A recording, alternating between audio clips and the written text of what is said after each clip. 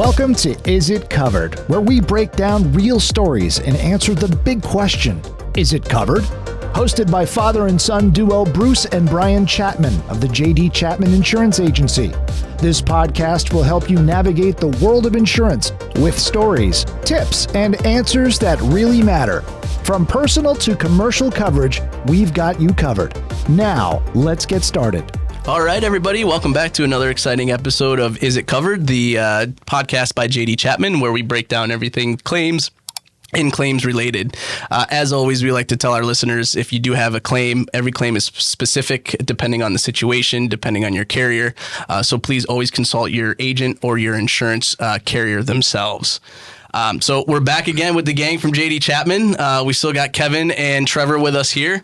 And hey, everybody. Yeah, and today we're going to talk a little bit about, keeping with the summer theme, we're going to talk a little bit about pools and maybe some damage. But Kevin, do you have a claim scenario for this situation? So do I have one for you? All right. All right. Imagine it's a beautiful summer day. Mm-hmm. Birds are chirping, a slight little breeze, and all of a sudden, the tree that's in your neighbor's backyard has a branch that's overhanging your fence and your pool.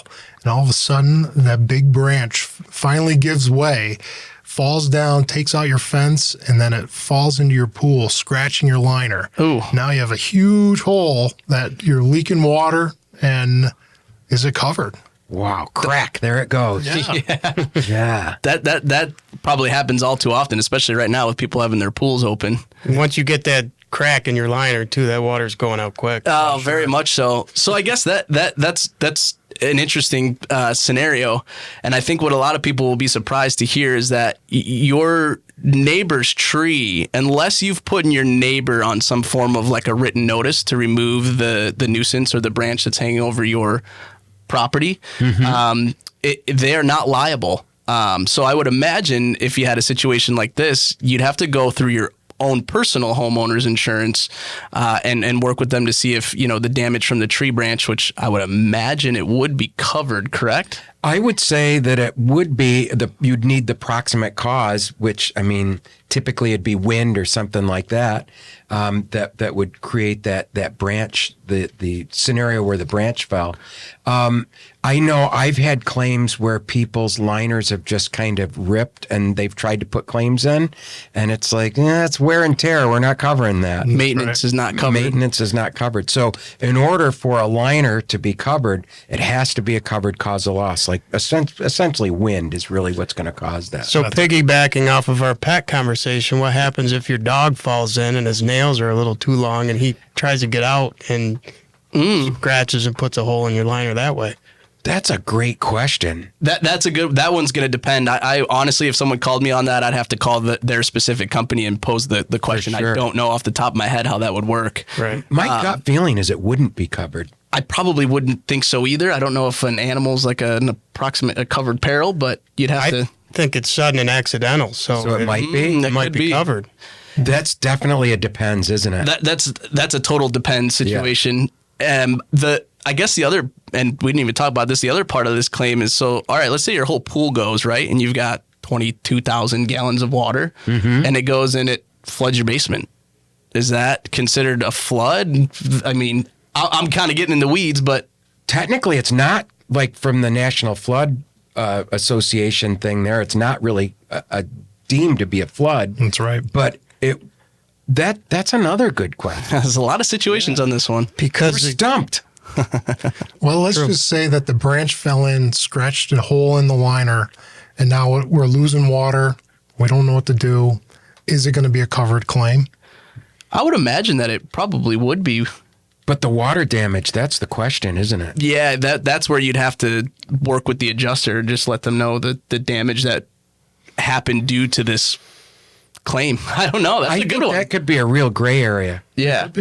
Absolutely. So you have a coverage on your homeowners called other structures. Would that pool be considered other structures, do you think?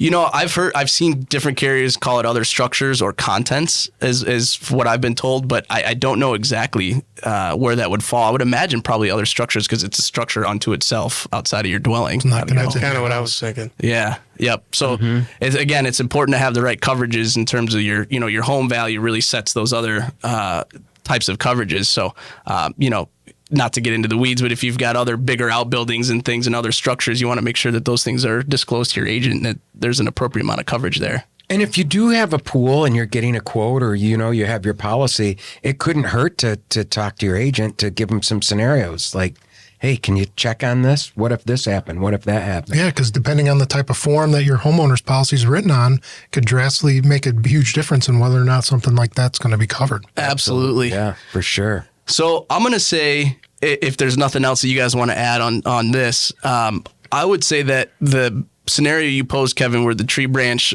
falls into your pool, punctures the liner, and then now you've got a mess. Unless you've put in your neighbor on written notice, I'm going to say this one depends, correct? Yeah, a lot of little factors there. Yeah. Yeah. Just like most of them, it depends. We should be sponsored by them. Yeah. So for this one, I'm going to say it depends. Right.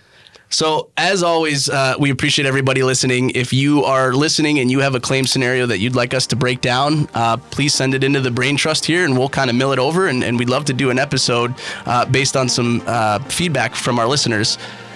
Your scenarios can be sent to Brian at jdchapmaninc.com. And we look forward to the next one.